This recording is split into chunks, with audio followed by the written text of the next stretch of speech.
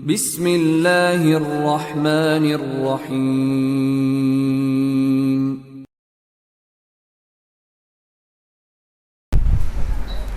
Assalamualaikum warahmatullahi wabarakatuh.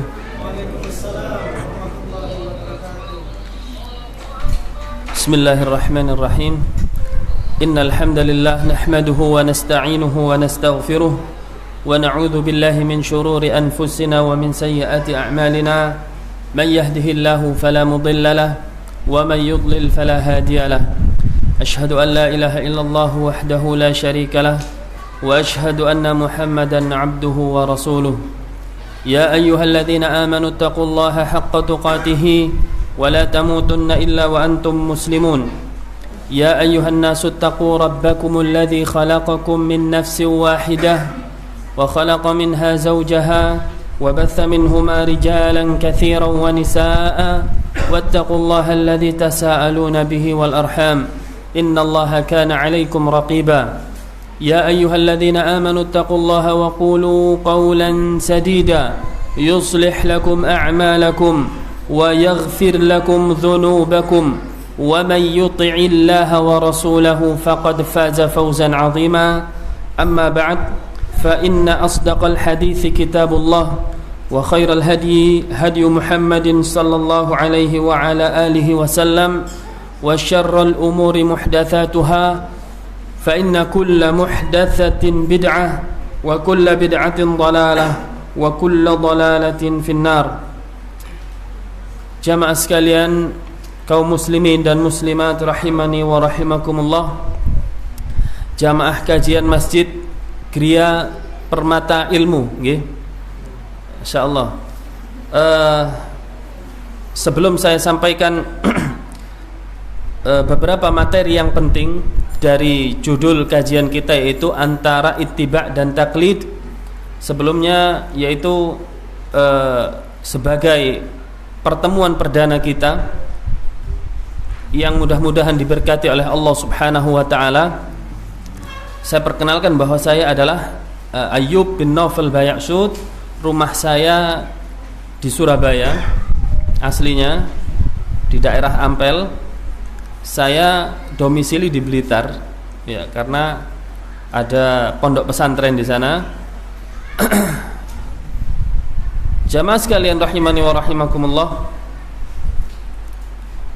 Alhamdulillah, sebuah kemuliaan bagi saya diperkenankan oleh antum semua untuk berbicara tentang sebuah judul yang besar, yaitu antara ittiba' dan taklid, yang mana dua hal ini terkadang hal yang bisa dimasukkan dalam satu ke yang lainnya, padahal dua hal ini adalah hal yang terpuji dan yang tercela.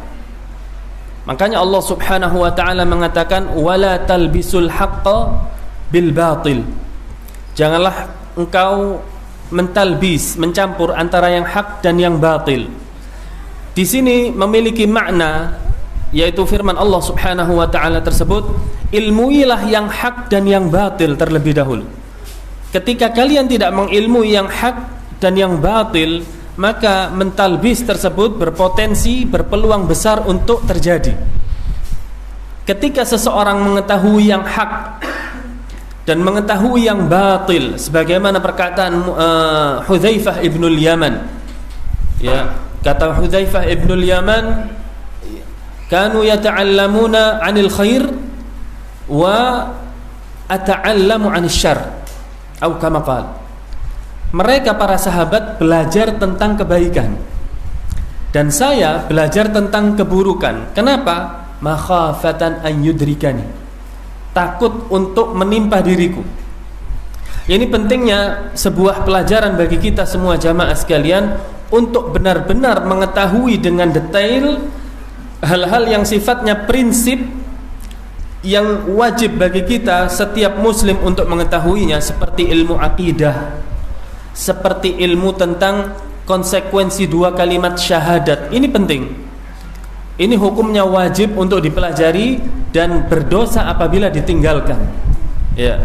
Jadi walaupun kita belajar ilmu apapun, duniawi contohnya, ilmu kedokteran, ilmu arsitektur, ilmu-ilmu yang bermanfaat, tidak apa-apa.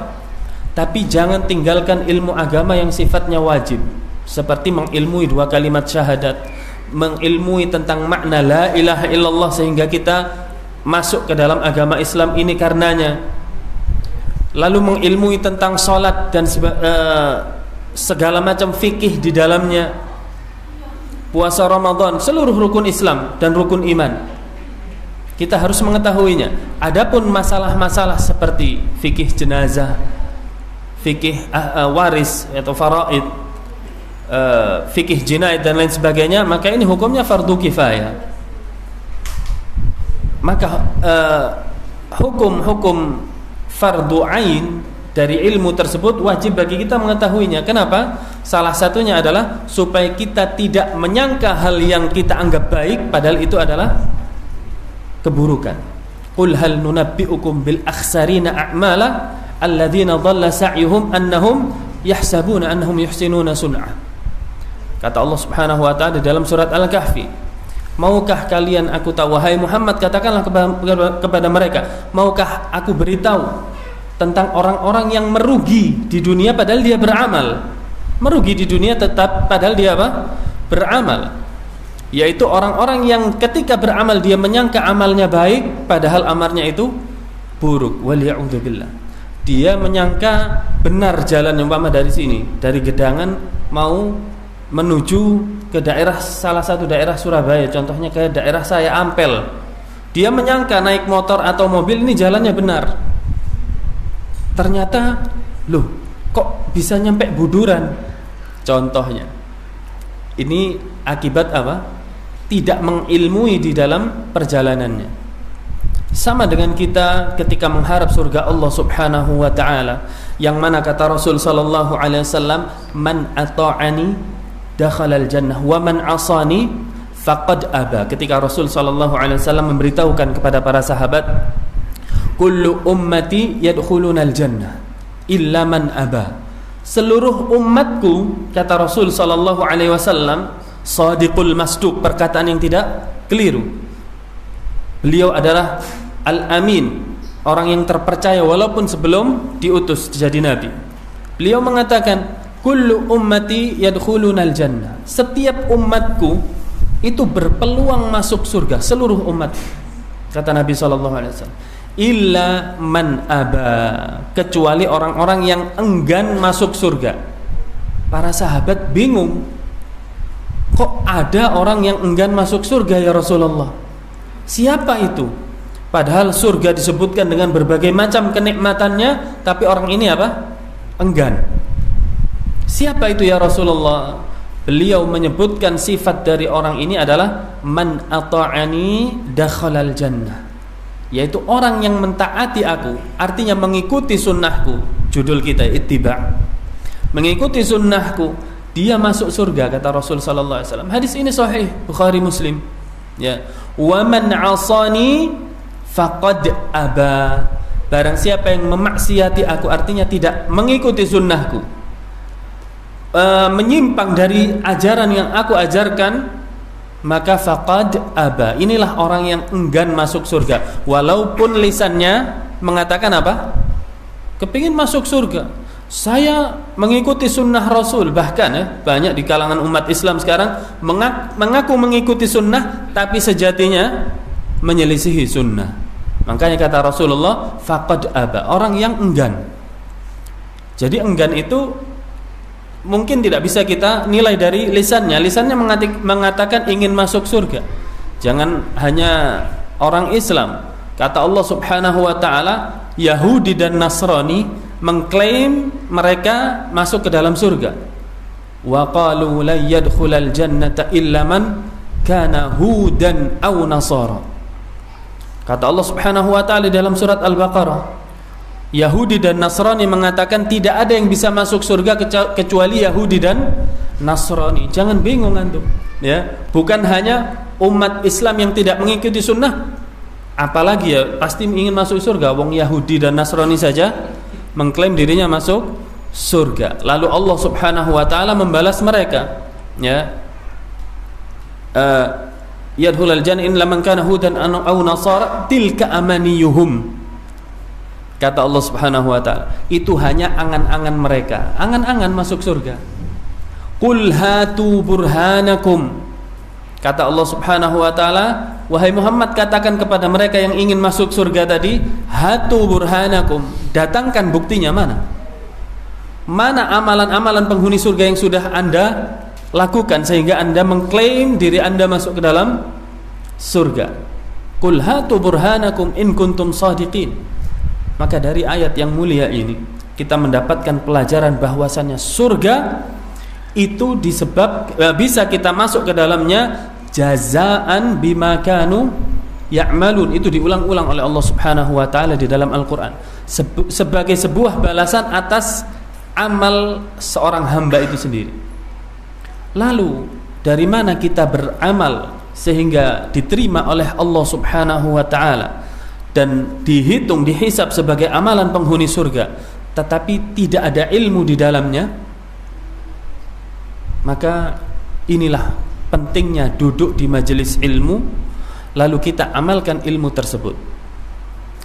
Beberapa poin penting tentang judul materi kita yang besar ini merupakan manhaj. Materi kita ini materi manhaj, prinsip yang tidak boleh seseorang berbeda di dalamnya.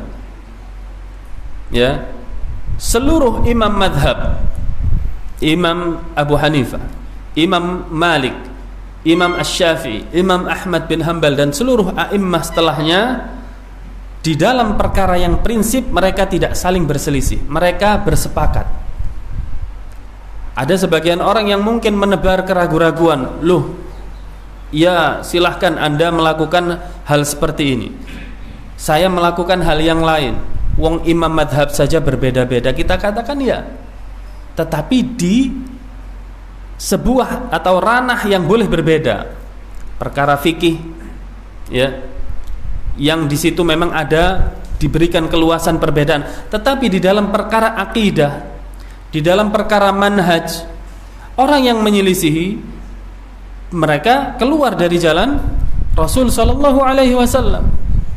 Ya, maka perkara yang penting di dalam materi kita saat ini adalah yang pertama adalah yaitu ketika Allah gambarkan di dalam surat Al-Fatihah tentang Shiratal Mustaqim. Apa itu Shiratal Mustaqim? Yaitu kalau kita ketahui jalan yang lurus, ya. Maksudnya adalah Shiratal ladzina an'amta 'alaihim ghairil maghdubi 'alaihim waladhdallin.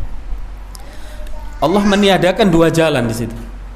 Shiratal Mustaqim yang kita minta 17 kali sehari minimal, itu adalah sebuah jalan yang berada di tengah-tengah di antara dua jalan yang ditiadakan oleh Allah Subhanahu wa taala.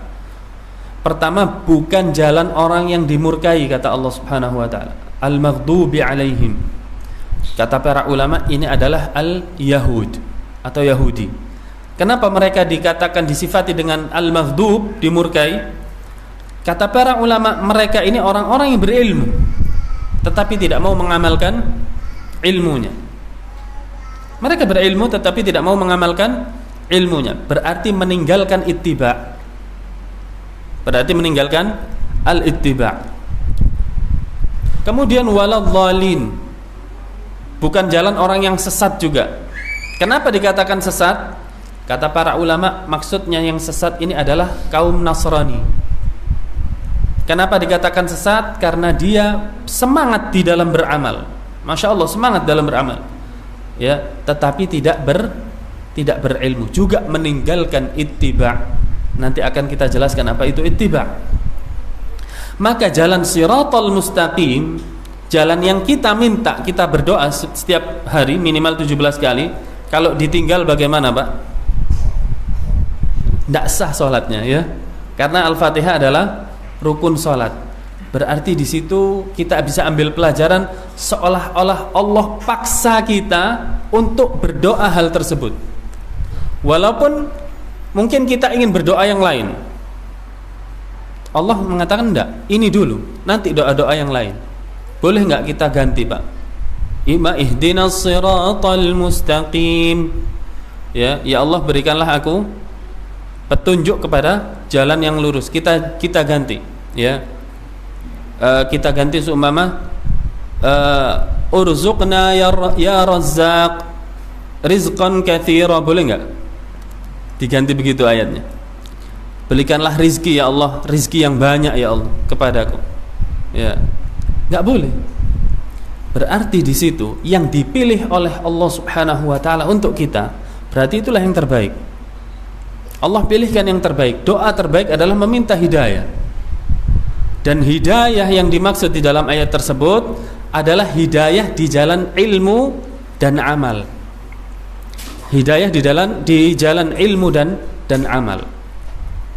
Yang kedua, jamaah sekalian rahimani wa rahimakumullah, tentang pembahasan kita, betapa besar posisi dari al-ittiba', karena itu menentukan tentang tujuan hidup kita di dunia. Tujuan hidup kita di dunia yaitu untuk apa? Untuk ibadah. Wa ma khalaqtul jinna wal insa illa liya'budun. Seluruhnya sepakat. Tetapi bagaimana seseorang itu dinilai sebuah praktek amalannya sebagai ibadah, diterima sebagai ibadah oleh Allah Subhanahu wa taala? Kata para ulama, ketika memenuhi dua syarat. Ya. Yang pertama ikhlas, ditujukan karena Allah Subhanahu wa taala. Yang kedua apa? Materi kita, ittiba', yaitu mengikuti sunnah Nabi Muhammad sallallahu alaihi wasallam. Contoh seseorang Allahu Akbar karena Allah Subhanahu wa taala. Karena Allah Subhanahu wa taala. Masuk rukun pertama. Syarat pertama sudah masuk, ikhlas. Lalu dia setelah berdiri baca Al-Fatihah, baca surat, dia langsung sujud. Langsung apa? Sujud salatnya, meninggalkan rukuk dan i'tidal. Padahal Nabi SAW mencontohkan apa? Rukuk dulu, i'tidal baru sujud. Tetapi orang ini langsung sujud. Pak, kenapa Pak kok langsung sujud? Iya, karena sujud itu adalah posisi terdekat seorang hamba kepada Rabb-nya. Betul enggak? Betul. Pakai dalil tidak? Pakai dalil. Sesat tidak? Pakai dalil kok sesat? Hah? Karena tidak ittiba. Jelas ya? Pelan-pelan kita sudah masuk ke poin dari ittiba tersebut. Salat subuh di saat hari Ahad yang biasa 2 rakaat, dia kerjakan 8 rakaat. Badan saya sekarang lagi prima, lagi fit. Lalu saya libur kerjaannya hari Ahad. Saya ingin mendekatkan diri kepada Allah lebih dekat lagi. Lalu gimana Pak? Saya mau sholat subuh 8 rakaat. Ikhlas karena Allah. Gimana? Tidak diterima amal.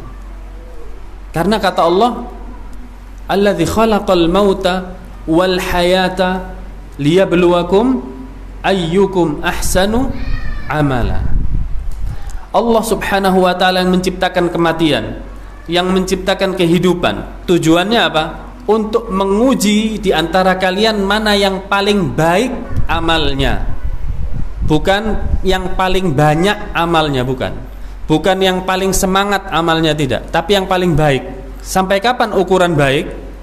Sampai amal itu ditujukan ikhlas karena Allah Subhanahu wa taala dan mengikuti contoh dari Rasul sallallahu alaihi wasallam.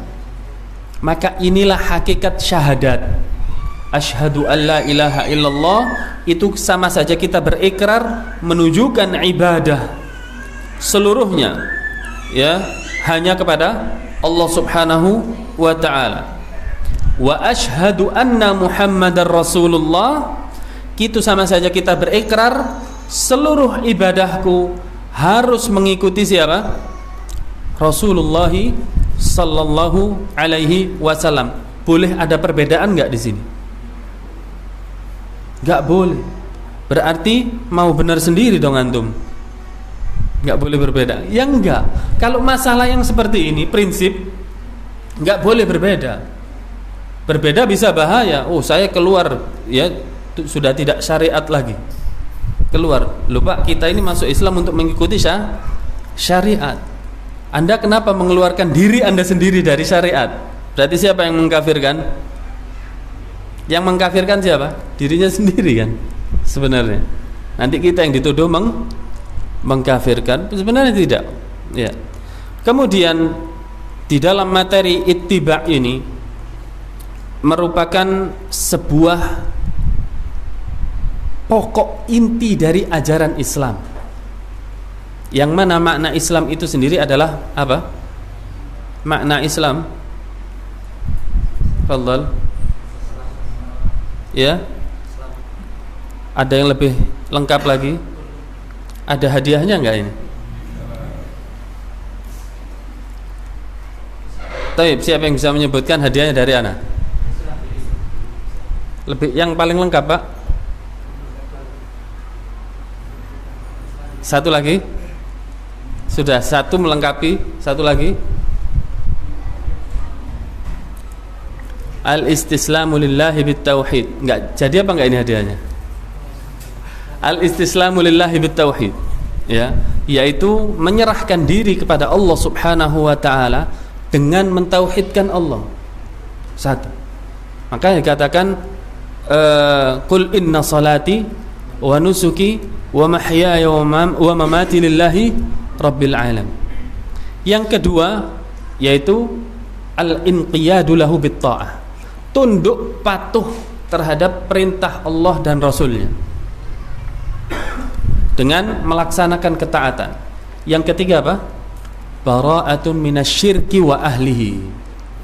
Berlepas diri dari kesyirikan dan pelaku kesyirikan itu. Inilah hakikat dari al-Islam, yang mana di dalamnya tidak bisa dilakukan kecuali dengan mengikuti Rasul. Kita bisa nggak bertauhid tanpa contoh dari Rasul? Gak bisa. Bisa nggak kita taat kepada Allah tanpa ada contoh dari Rasul?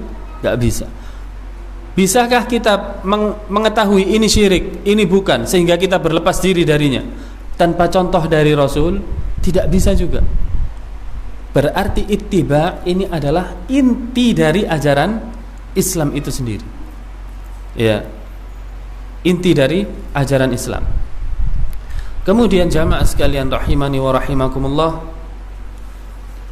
mudah-mudahan kita selesai pembahasan ini ya dalam satu kali muhadharah ini. Saya akan bahas secara mukhtasar atau singkat. Kemudian dalil-dalil yang memerintahkan kita untuk ittiba itu banyak sekali di dalam Al-Quran.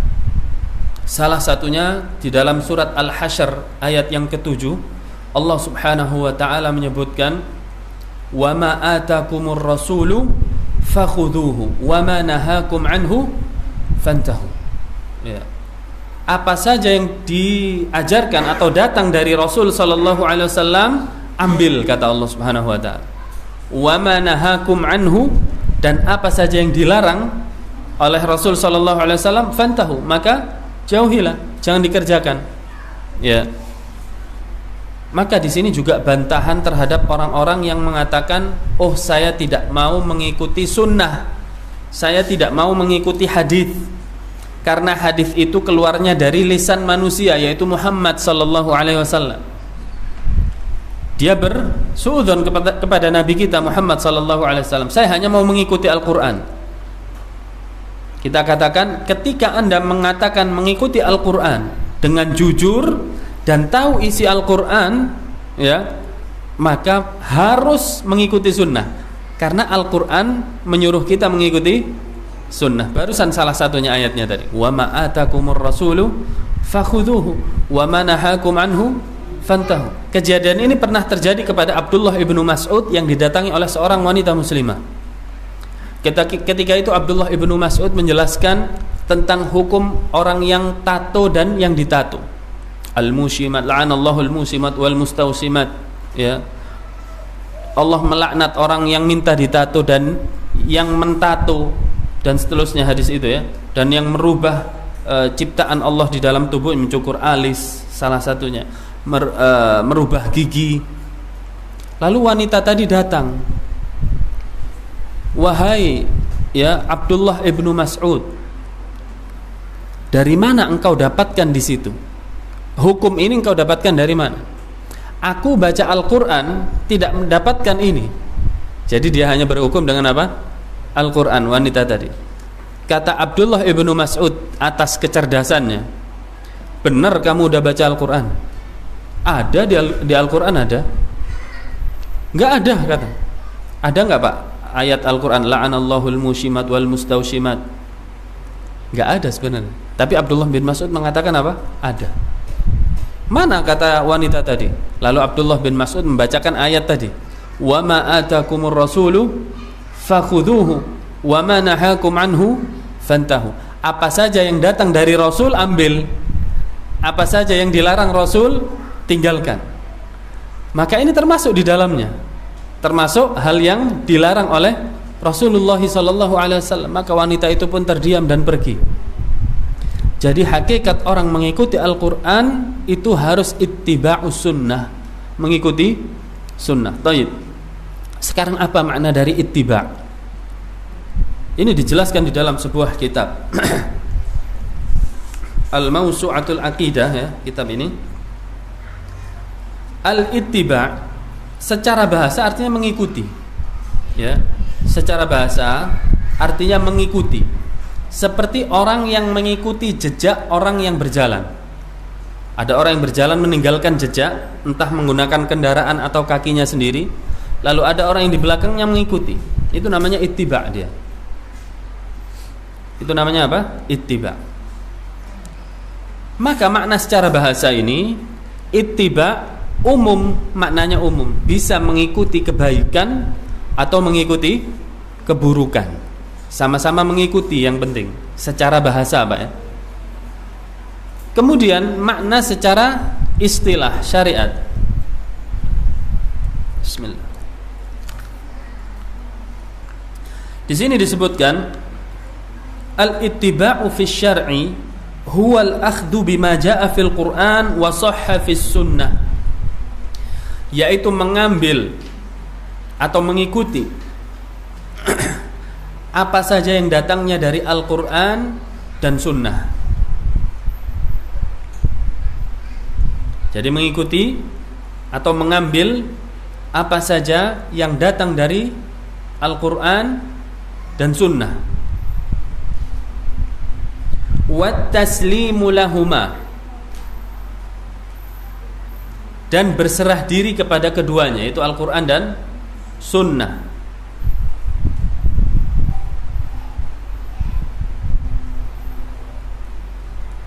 Wal i'timaru bi awamirihima, dan menjalankan perintah yang ada di dalam keduanya, yaitu melakukan, maksud menjalankan, melakukan segala perintah yang ada di dalam keduanya, yaitu Al-Quran dan Sunnah. Wal intihau an nawahihima, dan mencegah, menahan diri, tidak melakukan atas seluruh hal yang dilarang oleh keduanya, itu Al-Quran dan Sunnah. Ini makna dari ittiba' secara syar'i. Jadi makna secara bahasa itu lebih umum, ya. Pokoknya mengikuti, entah mengikuti kebenaran atau mengikuti keburukan.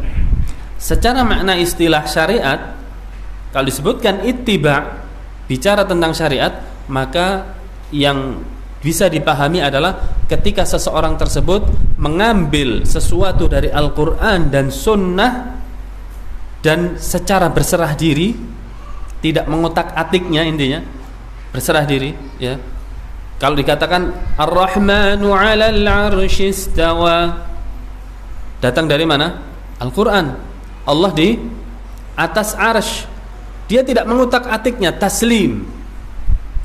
Ya sudah, berarti Allah di atas arsy, tidak mengatakan di mana-mana, tidak mengatakan tidak bertempat berarti, dan lain sebagainya. Kemudian dia menjalankan apa yang ada di dalam Al-Quran dan Sunnah yang berupa perintah, dan dia tidak melakukan atau menahan dirinya atas seluruh hal yang dilarang oleh Al-Quran dan Sunnah. Di sini disebutkan jamaah sekalian rahimani wa rahimakumullah,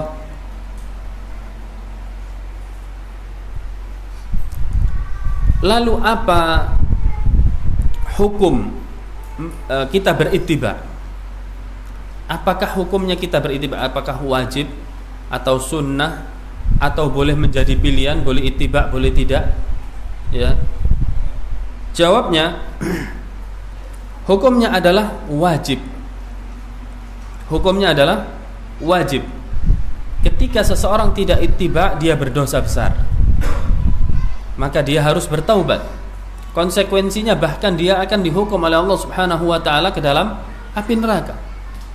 Sebaliknya, orang yang berittiba akan diganjar oleh Allah Subhanahu wa taala ke dalam surga. Allah Subhanahu wa taala mengatakan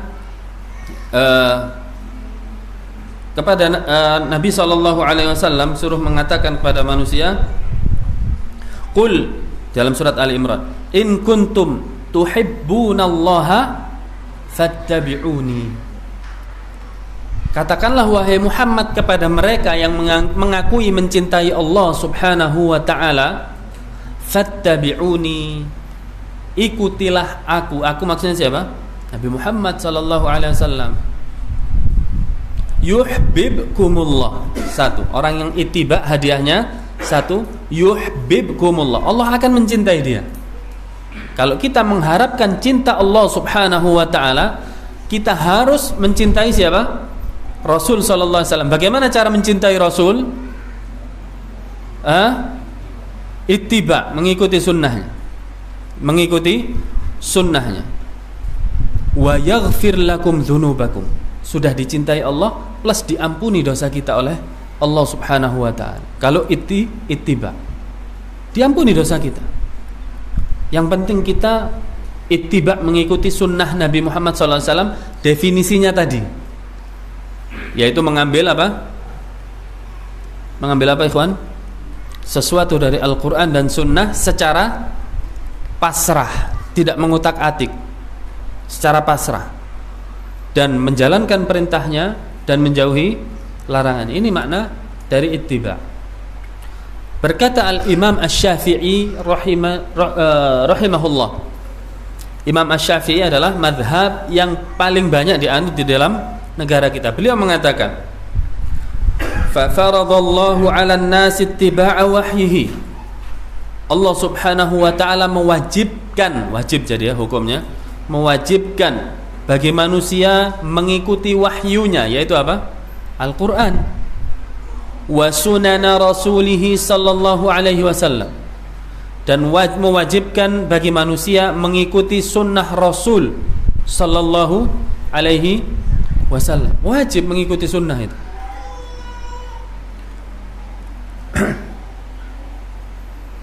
Faqala fi kitabih, karena Allah Subhanahu wa taala, kata Imam Asy-Syafi'i, berfirman di dalam Al-Qur'an, Rabbana wab'ats fihim rasulan minhum. Ya Allah, utuskanlah kepada kami seorang rasul yang tujuannya adalah yatlu alaihim ayatika, yang mana seorang rasul tersebut membacakan ayat-ayatmu, artinya mengajarkan Al-Qur'an kepada kami, kepada mereka ya. Wal kitaba wal hikmah wa yuzakkihim, dan mengajarkan Al-Qur'an dan hikmah. Hikmah apa maksudnya? Sunnah. Hikmah itu maksudnya adalah sunnah, sebagai bantahan juga terhadap sekelompok kaum muslimin yang mengatakan, nih ya, benar memang ikut Al-Qur'an. Wah, ini tugas Rasul, mengajarkan Alkitab, Al-Quran. Wal hikmah. Hikmah maksudnya apa? Maksud orang ini menyelewengkan maknanya. Hikmah maksudnya, kalau kita bisa mengerti, ngaji roso, kata mereka. Ini orang sufi ya. Hikmah, ilmu yang ada di dalam hati, katanya. Ilmu hikmah. Ini ditafsirkan sendiri. Kata Imam Asy-Syafi'i, Al-kitab huwal Qur'an. Kitab itu adalah Al-Qur'an.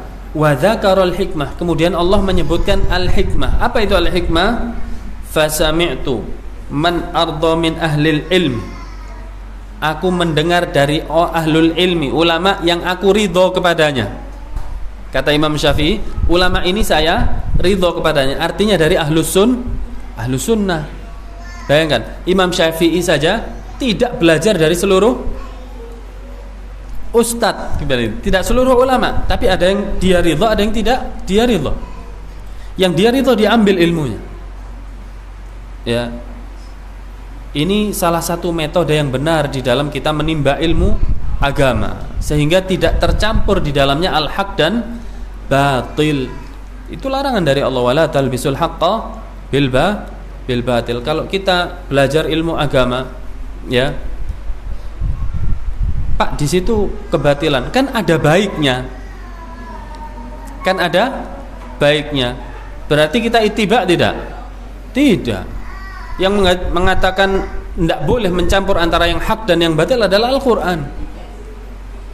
Ya, kalau kita menuntut ilmu dengan alasan ittiba, tetapi mengatakan nggak apa-apalah semua aja, walaupun ada kebatilan tapi ada hak di sana, ini nggak boleh. Karena kata Allah Subhanahu wa taala, wala talbisul haqqa bil batil. Kata Imam Syafi'i tadi, aku mendengar makna hikmah dari seorang ulama yang aku ridho kepadanya. Makna hikmah itu adalah sunnatu Rasulillah sallallahu alaihi wasallam, sunnah Rasul. Jadi kalau kita membaca al-hikmah seperti di surat Jum'ah ayat kedua, ya, walladzi ba'atsa fil ummiyina rasulan minhum yatlu 'alaihim ayatihi wa yuzakkihim wa yu'allimuhumul kitaba wal hikmah. Ada al-kitab wal hikmah.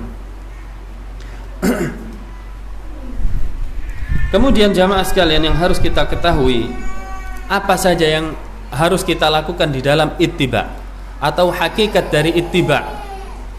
Hakikat dari al-ittiba, yang pertama, hakikat dari al-ittiba yaitu al-iqtida'u bin Nabi sallallahu alaihi wasallam wa ta'assi bih, yaitu menjadikan Nabi sallallahu alaihi wasallam suri tauladan. Jadi ketika kita ittiba harus menghadirkan beberapa poin ini. Yang pertama, sosok Nabi sallallahu alaihi wasallam harus kita jadikan suri tauladan. Dalilnya mana? Ini salah satu metode ittiba. Kita jelaskan sebuah ilmu, kita kembalikan kepada dalil. Karena kita berusaha untuk ittiba. Ya. Maka terima semua orang yang menjelaskan kepada antum semua dengan mendatangkan dalil dari Al-Quran dan Sunnah dengan pemahaman yang benar. Karena ada di sana orang yang berdalil dengan Al-Quran dan Sunnah pemahaman yang enggak benar. Seperti tadi Al-Hikmah tadi, ya. Terus tadi yang berdalil sujud, langsung sujud. Ada lagi seumpama dikatakan, ya, seseorang punya istri 9. Punya istri binten? 9. Benar atau salah? Benar atau salah, Pak? 9. Dia mengatakan benar karena dia pakai dalil. Fankihu ma taba lakum minan nisa'i mathna wa thulatha wa ruba'. Berapa ini? Mathna wa itu diartikan tambah. Di dalam bahasa Arab wa, kalau kita baca jam bahasa Arab, jam 7 lebih 10, sa'ah sabi'ah wal ashra, pakai wa.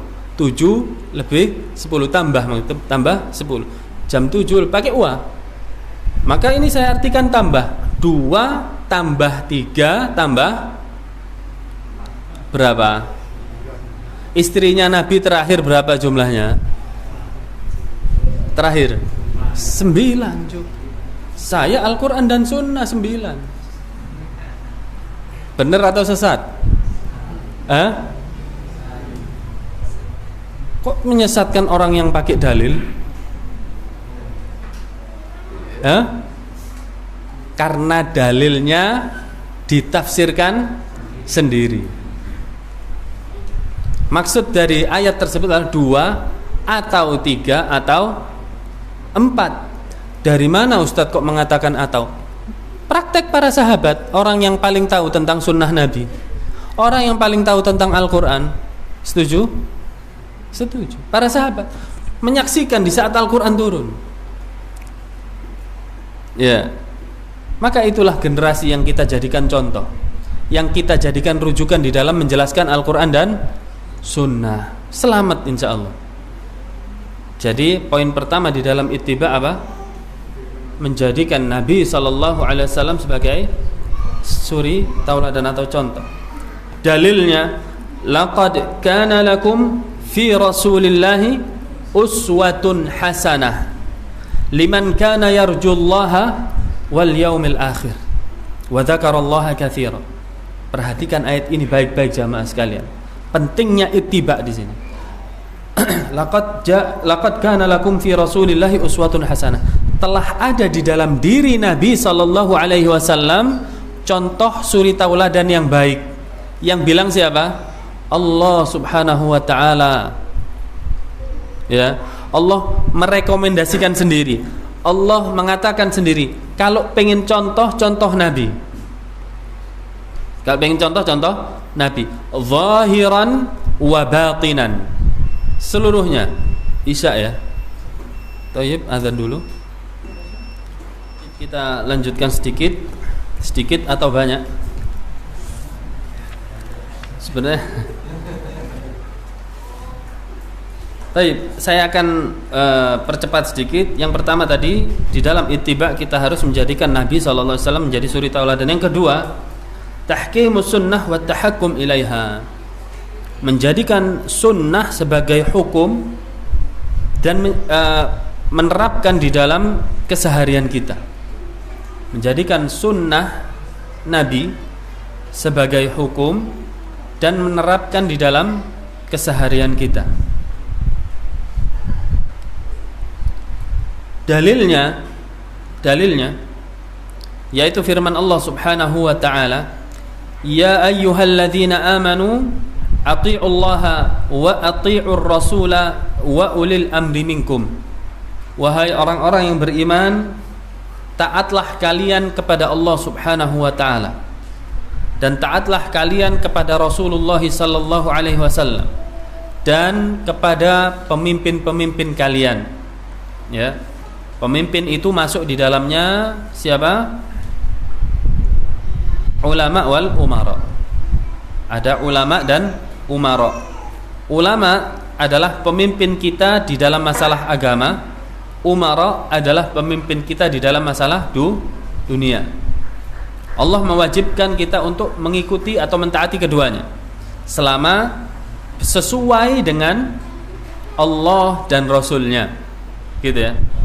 Kemudian Allah mengatakan dalam ayat ini, wa in tanaza'tum fi syai'in farudduhu ila Allahi war Rasul.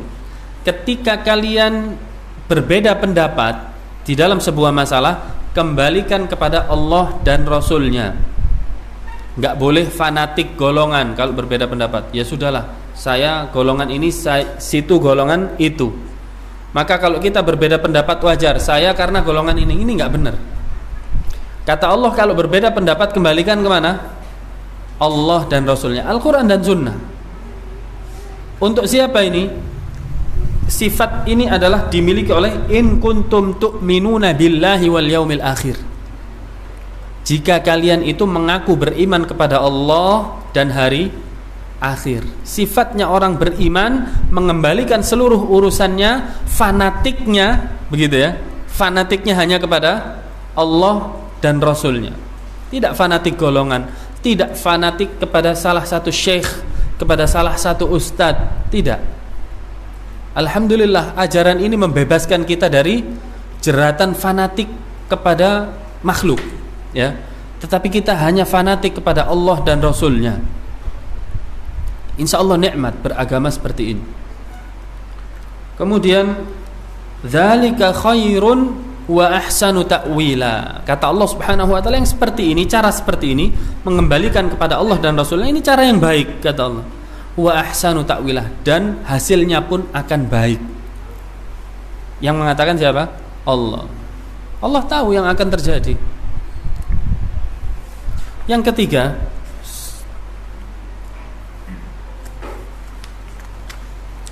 yaitu di dalam ittiba' kita harus ar-ridha bi hukmi Rasul sallallahu alaihi wasallam wa syar'ihi.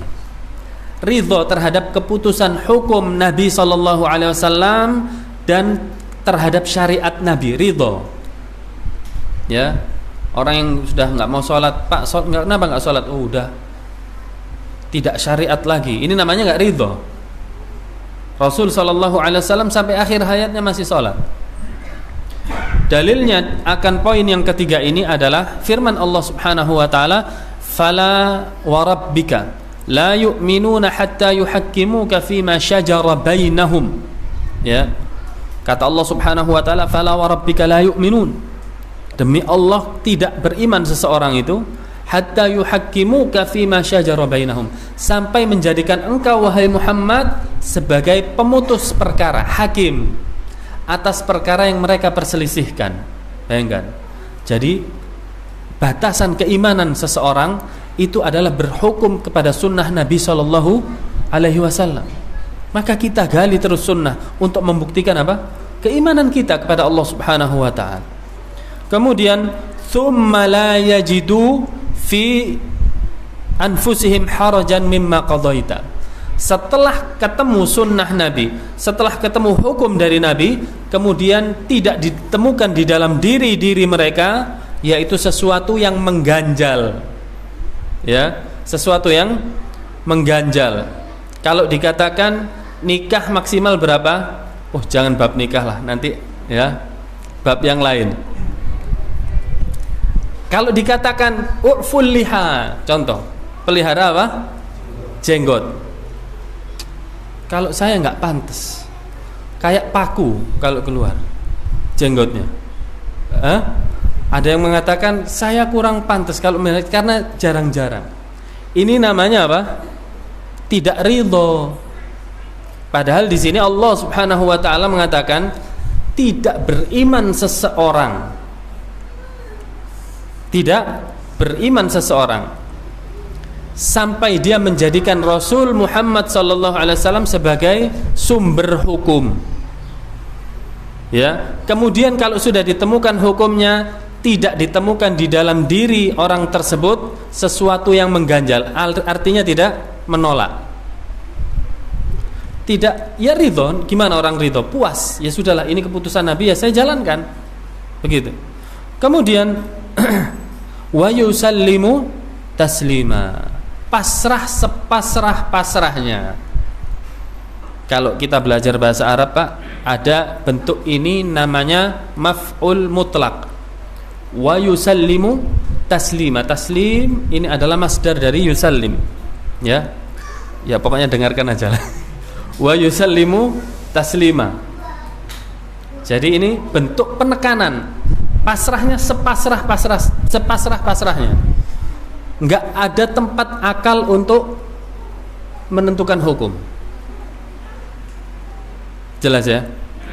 Makanya ada sebuah syair yang menggambarkan sifat orang ahlus sunnah wal jamaah.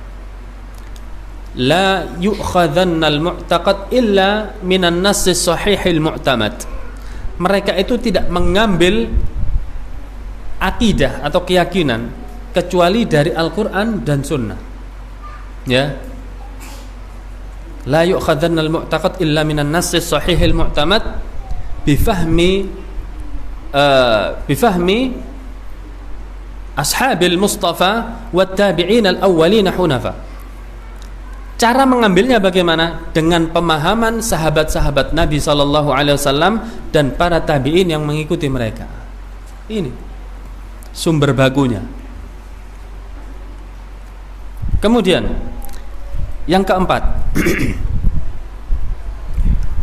di dalam berittiba adalah al-wuquf inda hududis syariah. Berhenti di dalam batasan-batasan syariat.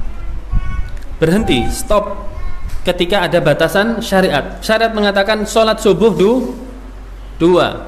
mau 3, boleh tidak? Tidak boleh, stop. Kenapa? Ittiba.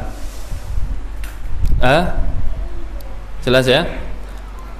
Kemudian fala yazidu 'alaiha bi ihdatsin wa ibtida'in wa la yanqusu minha syai'an bil qaul aw al fi'l. Tidak menambah atau tidak mengurangi, baik dengan ucapan atau perbuatan.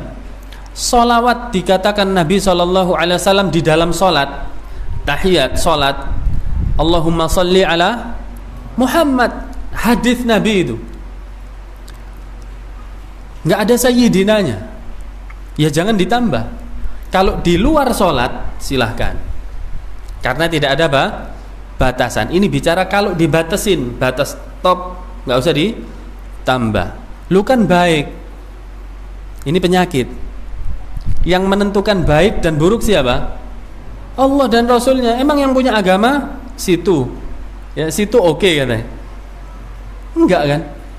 Allah dan Rasulnya yang menentukan baik dan buruk, kita tinggal ittiba, ya. Makanya kata Abdullah ibnu Mas'ud, ittabi'u fala tabtadi'u faqad kufitum. Ikut saja kalian.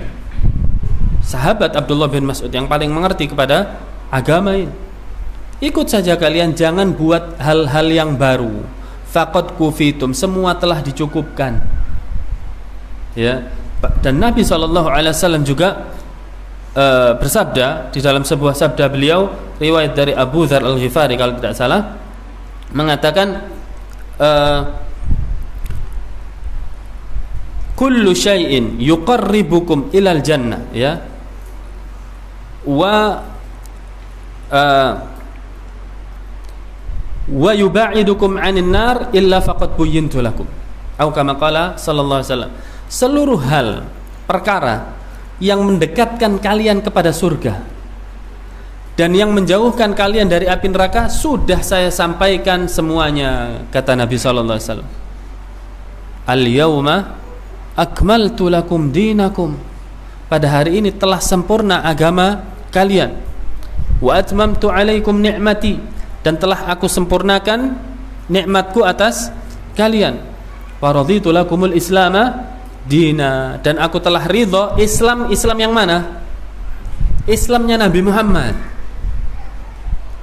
sebagai din, sebagai syariat, tidak boleh tambah, tidak boleh dikurangi. Kata Imam Malik menafsirkan ayat ini, Imam Malik bin Anas, ya, Imam Malik bin Anas mengatakan yaitu beliau mengatakan man qala, barang siapa yang mengatakan sebuah syariat itu baik, ya,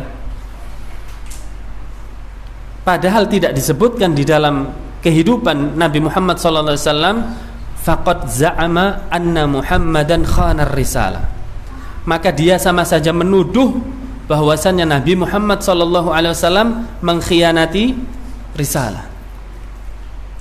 Ya Allah, keji sekali kan tuduhan. Di sisi lain mengatakan cinta Nabi,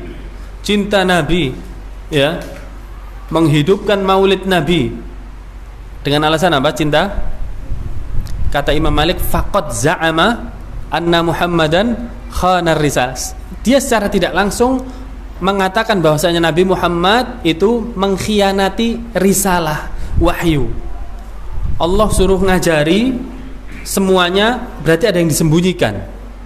Orang yang menambah-nambah agama itu. Nabi pernah maulidan enggak? Ada satu riwayat hadis Bukhari, Muslim, siapapun kutubut sittah maupun tis'ah, enggak ada. Bahkan yang melaksanakan maulid mengakui maulid itu pertama kapan? Pada abad ke-6, Daulah Syiah Fatimiyah. Itu muncul pertama kali maulid. Nabi SAW ketika memang benar pernah melaksanakan satu kali saja, tentu akan dinukil di dalam hadis-hadis yang mulia.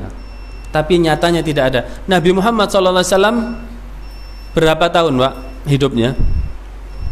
63 diutus jadi Nabi 40.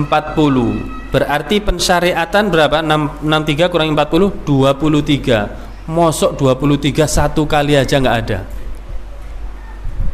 Harusnya ada 23 kali kalau memang itu kebaikan. Ya. Jadi seperti itu. Tidak bisa kita hanya menganggap oh ini kan baik. Maka kita bantah juga kalau begitu orang yang sholat subuh 3 rakaat lebih baik dari yang 2 rakaat. Yang di rakaat ketiga yang baca Fatihah, ya baca surat contohnya, yang baca tasbih, ya pokoknya seluruh zikir. Apakah terus baik? Tidak. Ya, kebaikan sumbernya batasnya adalah dari Allah dan Rasulnya. Kemudian pembahasannya sekarang di dalam berittiba, apakah kita mengambil madhab para ulama? Haruskah mengambil madhab para ulama di dalam berittiba? Karena dengan alasan kita nggak tahu, nggak ngerti sunnah Nabi, yang menyampaikan adalah para ulama. Ini perkataan ada sisi benar dan ada sisi salahnya. Boleh kita bermadhab, tetapi tidak boleh fanatik madhab. Boleh kita bermadhab, tapi tidak boleh fanatik madhab. Apa artinya fanatik madhab? Ketika ada di dalam madhab yang kita anut itu hal yang salah, menyelisihi sunnah Nabi, tapi kita tetap memegangnya, ini salah, ini fanatik namanya. Dan ini tercela. Dan ini adalah termasuk dari taklid. Ini antara bedanya ittiba dan taklid. Ya. Baik, lanjut kita singkat ya.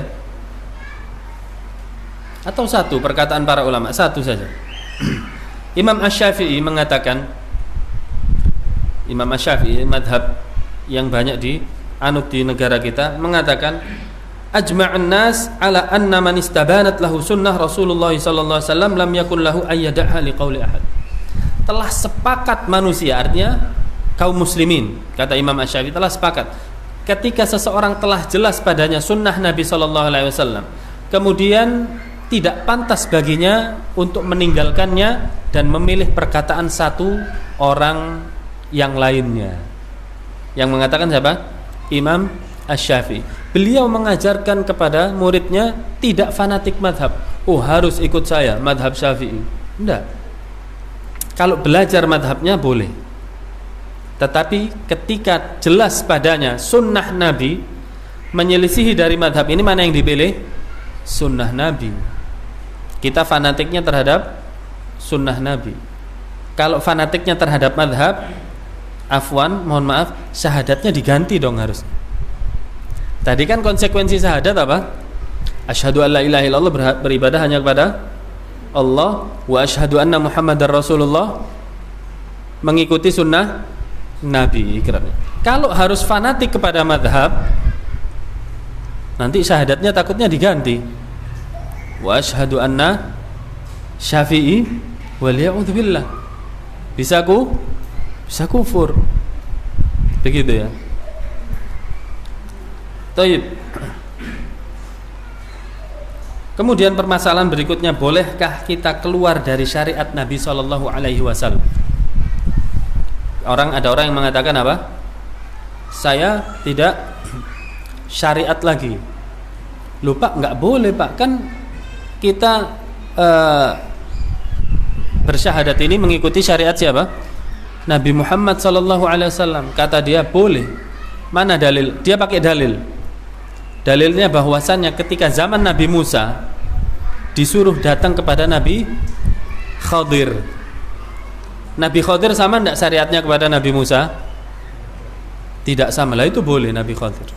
Maka saya boleh. Ungkapan ini dijawab oleh Syekhul Islam Ibnu Taimiyah rahimahullah. Fa in dhanna anna ghaira hadi Nabi sallallahu alaihi wasallam akmalu min hadihi. Barang siapa yang menyangka bahwasannya petunjuk selain Nabi itu lebih sempurna dari petunjuk Nabi sallallahu alaihi wasallam, au anna minal awliya man yas'ahul khuruj an syariati Muhammad, atau ada dari wali-wali yang boleh keluar dari syariat Nabi Muhammad sallallahu alaihi wasallam, kama wasa'al Khadir al khuruj an syariati Musa, sebagaimana Khadir yang bolehnya keluar dari syariat Nabi Musa. fahadza kafirun yajibu qatalahu ba'da istitabatihi. Maka yang seperti ini hukumnya kufur karena keluar dari syariat Nabi Muhammad, hukumnya kufur dan boleh dibunuh karena hukum orang murtad itu apa? Dibunuh menurut syariat Islam, tapi setelah diminta taubatnya. Diminta dulu, Pak, ini nggak benar, Pak, Anda harus rujuk, taubat dulu. Tapi yang melaksanakan bukan kita ya. Terus habis itu tahu-tahu pasang bom, dibom, bunuh diri. Enggak demikian. Yang melaksanakan ulil amri. Ulil ini tugasnya siapa? Ulil amri. Kita hanya bicara hukumnya. Li'anna Musa, kenapa sebabnya? Li'anna Musa, karena Musa alaihi salam lam takun da'watuhu ammah. Perhatikan ini. Karena Musa alaihi salam dakwahnya tidak seperti Nabi kita. Nabi kita rahmatan lil alamin. Nabi Musa enggak, hanya untuk Bani Israel. Tugasnya hanya untuk Bani Israel. Walam yakun yajibu 'alal Khadir ittaba' Musa. Dan Khadir tidak ada kewajiban baginya mengikuti Musa pada saat itu. Ya. Buktinya mana? Buktinya ucapannya Khadir kepada Musa. Inni ala ilmin minallahi 'allamanihillah la ta'lamhu. Aku ini wahai Musa diajarkan oleh Allah sebuah ilmu yang kamu tidak tahu. Wa anta, dan kamu wahai Musa, ala ilmin minallahi 'allamakahu Allahu la a'lamhu. Dan engkau juga diajarkan sebuah ilmu oleh Allah Subhanahu wa taala yang aku tidak tahu. Ya. Jadi bukan Nabi Musa ikut syariat Khadir terus Khadir ikut, enggak. Masing-masing pada waktu itu. Ya. Tentu saja yang paling mulia di antara keduanya adalah Nabi Musa. Nabi Musa diturunkan Taurat kepadanya. Nabi Musa diajak bicara oleh Allah Subhanahu wa taala. Jadi tidak boleh keluar dari mengatakan saya sudah tidak syariat lagi. Ini sama saja tidak ittiba. Kalau ittiba tadi sudah kita jelaskan adalah pokok inti dari ajaran Islam. Ketika orang dengan sengaja ridho meninggalkan ittiba, berarti sama saja meninggalkan syahadat yang keberapa? Yang kedua. Meninggalkan syahadat yang kedua, dan hukumnya adalah kufur.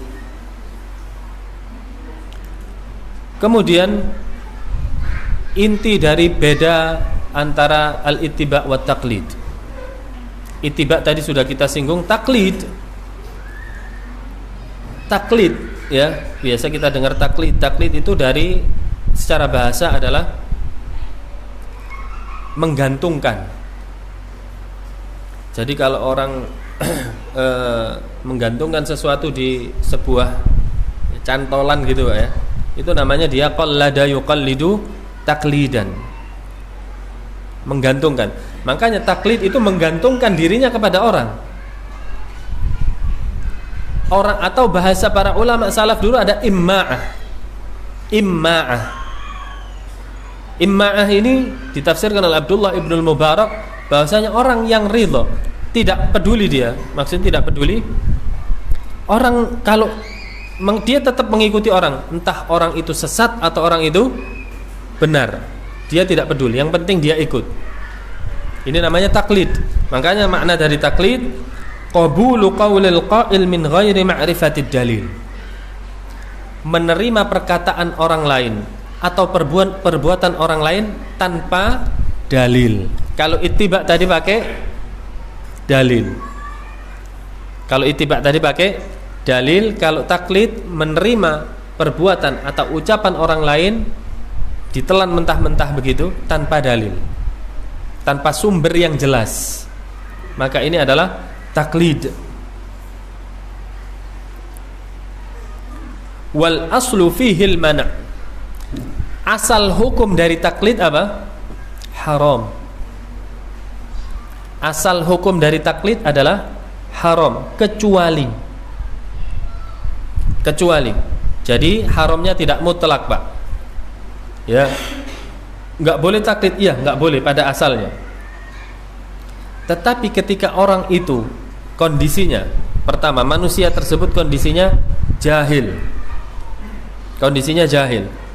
Dia tidak mengerti untuk membedakan hadis, tidak mengerti baca hadis, tidak mengerti bahasa Arab, dia jahil. Dia hanya mengetahui ada seseorang yang orang ini memang ahli agama, yang orang ini memang sangat mengetahui tentang Quran dan Sunnah. Maka dia, orang tadi mengatakan hukum solat, contoh ya, orang tadi mengatakan hukum solat duha itu adalah sunnah, maka dia juga mengatakan hukum solat duha adalah sunnah. Siapa Pak yang bilang? Orang ini. Sementara dia tahu bahasanya orang ini memang ahli agama. Ini taklid yang boleh. Ini taklid yang boleh, selama dengan syarat tadi apa? Tahu orang ini memang keahliannya di bidang agama, tidak ambil pukul rata, tidak. Atau levelnya naik, dia mengerti Quran, dia mengerti hadis, tetapi tidak bisa membedakan atau belum sampai ilmunya membedakan antara derajat hadis sahih, dhaif, hasan. Lalu dia hanya mengatakan ini kata Syekh Albani, contohnya. Kata Syekh Albani kan ahli hadis. Kata Syekh Albani rahimahullah hadisnya ini dhaif. Maka ini juga boleh. Maka ini juga boleh. Taklid tidak? Taklid. Jelas? Sekarang contohnya ketika ada orang, dia melihat seorang ahli ilmu yang nampak di depannya ini orang ahli ilmu, dia sekolahnya agama, berbicaranya masalah agama, nggak tahu bahasa Arab, mengatakan jenggot tidak wajib. Dia ikut, boleh tidak? Boleh. Jelas? Bentar dulu, boleh. Sampai datang kepadanya ilmu yang lain dengan hujjah yang baru, dalil yang baru, dengan jelas mengatakan ini jenggot hukumnya wajib Pak, yang dulu pemahaman Anda salah. Kok bisa? Mana buktinya? Kan gitu ya. Boleh kita menyalahkan, yang penting kita bawa bukti. Makanya saya katakan silahkan berbeda di dalam agama, silahkan berbeda di dalam agama dengan syarat sumbernya benar. Dan tentu saja di dalam ranah yang boleh ada perbedaan di dalamnya. Ya karena sumbernya benar. Nggak mungkin di dalam agama ini ada perbedaan ketika tidak ada sumber. Jelas ya? Atau sumbernya diada-adakan, dipaksakan. Dan ini tercela. Tidak boleh. Jelas ya? Contoh orang mengatakan hukum musik, jelas dari Rasulullah, para sahabat, sampai tabi'in mengatakan apa? Haram. Datang fatwa dari Ibnu Hazm rahimahullah mengatakan bahwasannya musiknya halal. Seluruh hadis tentang musik itu maudhu, kata dia, palsu, lemah.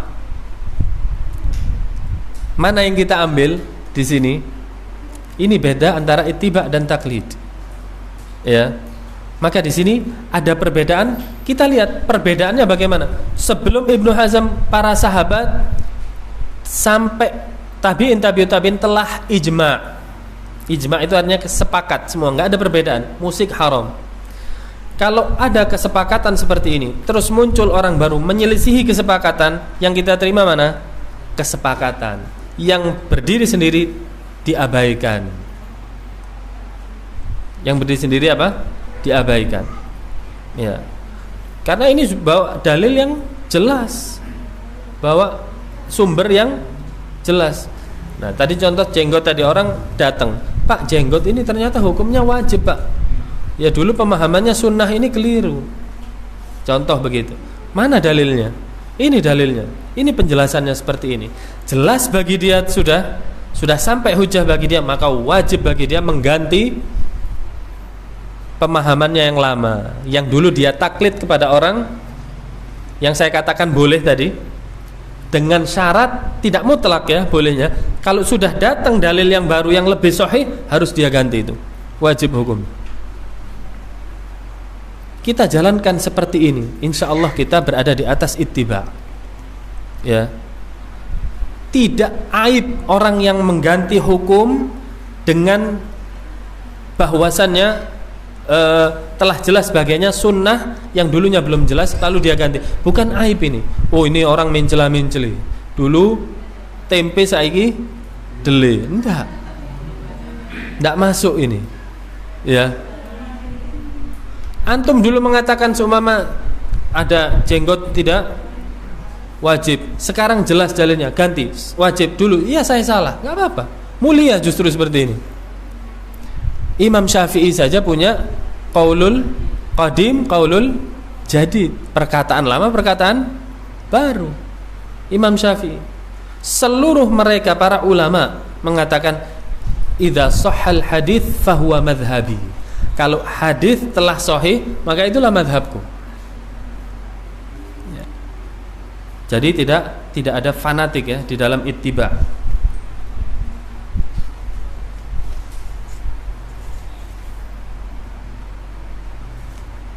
Tapi anak kira cukup ya sampai di sini. Terlihat wajah letih.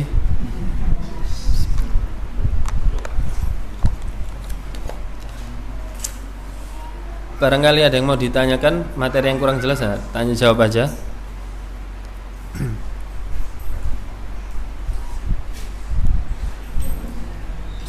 Seputar materi aja ya.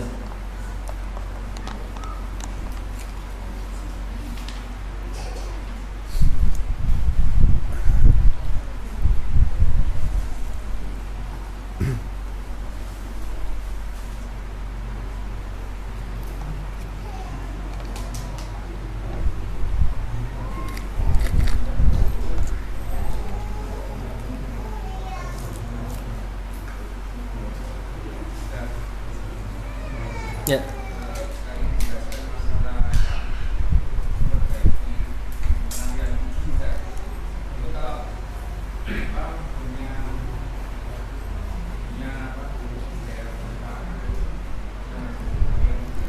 Giginya ada yang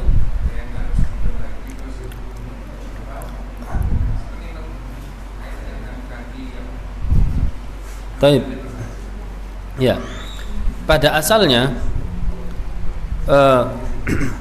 merubah ciptaan Allah adalah haram hukumnya, kecuali memang di situ terdapat unsur kesehatan.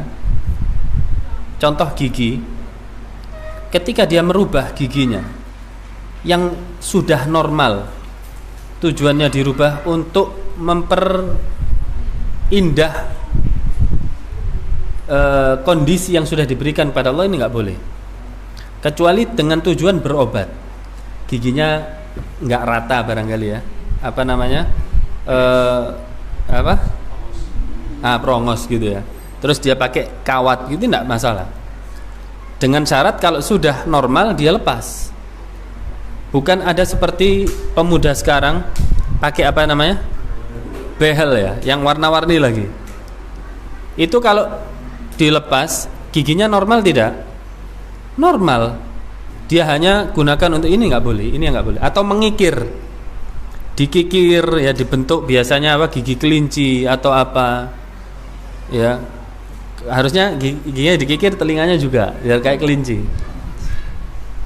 ya. Ini nggak benar, kecuali ketika di situ memang ada unsur berobat, yang memang di situ ada rekomendasi dari ahlinya. Kedokteran memang harus dikikir atau harus diberikan kawat, maka ini tidak mengapa, tidak jadi masalah. Wallahu a'lam.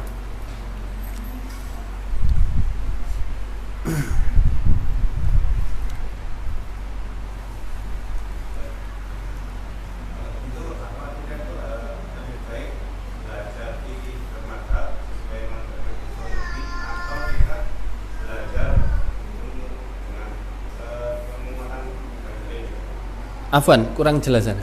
Okay. Lebih baik kita itu belajar fikih bermadzhab atau mungkin mazhabi, atau kita ini lebih baik belajar tentang perbuatan beliau. Maksudnya kita ambil ini beliau berbuat dari kita. Nah, ya. Jawabannya, ini pertanyaannya ya, untuk semua insya Allah bermanfaat. Bagus sekali pertanyaannya. apakah mana yang diutamakan, begitu ya maksudnya, belajar fikih madhab atau penguatan dalil? Jawabannya, ini semua terangkum dalam ilmu fikih dan step by step. Pertama kita belajar tentang penguatan dalil, yaitu di ilmu fikih itu sendiri. Kemudian kalau sudah masuk ilmu fikih selesai, lalu kita naik lagi strata berikutnya, usul fikih. Usul fikih ini tentang pemahaman dalilnya, pemahaman seputar dalil. Contoh, kalau tadi Rasul sallallahu alaihi wasallam mengatakan u'ful liha, peliharalah jenggot. Ada kata-kata lah, itu mengandung fi'il amr kan? Fi'il amr maksud bahasa Arab itu perintah, Pak. Perintah. Lah, peliharalah. Lah, perintah di dalam ilmu usul fikih, al aslu fil amri lil wujub. Secara asal perintah itu hukumnya wajib. Lah, ini pemahaman tentang teks dalilnya. Kalau sudah selesai, naik lagi qawaid fiqhiyah, kaidah-kaidah fikih. Ini belajar seputar pengamalannya, cara mengamalkan dalil tersebut. Nanti naik lagi maqasidus syariah, maksud dari pensyariatan hukum tersebut. Di dalam penguatan dalil fikih tadi pertama, itu juga nanti kalau kita belajar fikih diatur ya. Pertama tidak diajarkan fikih madhab. Fikih madhab itu nanti next level. Kita diajari fikih yang dasar dulu. Jadi tidak diajari kalau madhab ini mengatakan demikian, madhab ini enggak. Nanti ini next level berikutnya di dalam ilmu fikih tersebut. Jadi semuanya penting intinya. Intinya semuanya penting. Kalau ditanya mana yang lebih utama, yang pertama untuk dipelajari yang tanpa madhab dulu, biar nggak bingung. Ya, kalau antum pertama belajar madhab, lalu dikatakan bahwasannya kalau sholat barangkali disebutkan Allahu Akbar, terus baca apa? Kalau Imam Malik gak pakai bismillah sama sekali. Ya. Kalau Imam Syafi'i jahar bismillahnya, Bismillahirrahmanirrahim. Imam Ahmad baca bismillah tapi pelan. Kalau orang belajar fikih baru sudah disuguhkan seperti ini, bingung dia. Wis gak sido belajar wis. Ya, bingung. Jadi yang pertama belajar fikih dasar dulu. Nanti setelah selesai baru kita belajar fikih madhab. InsyaAllah bermanfaat ketika belajar dari hal yang paling dasar, kemudian berikutnya dan berikutnya. Nah, cukup ya.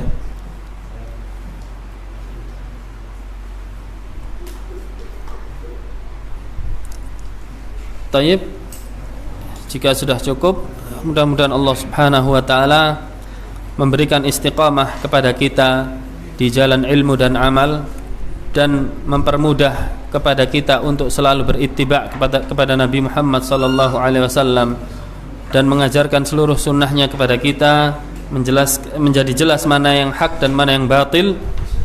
Wa sallallahu ala Muhammad wa ala ali Muhammad walhamdulillahi rabbil alamin. Subhanakallahumma bihamdika asyhadu an la ilaha illa anta astaghfiruka wa atubu ilaik. Assalamu alaikum warahmatullahi wabarakatuh.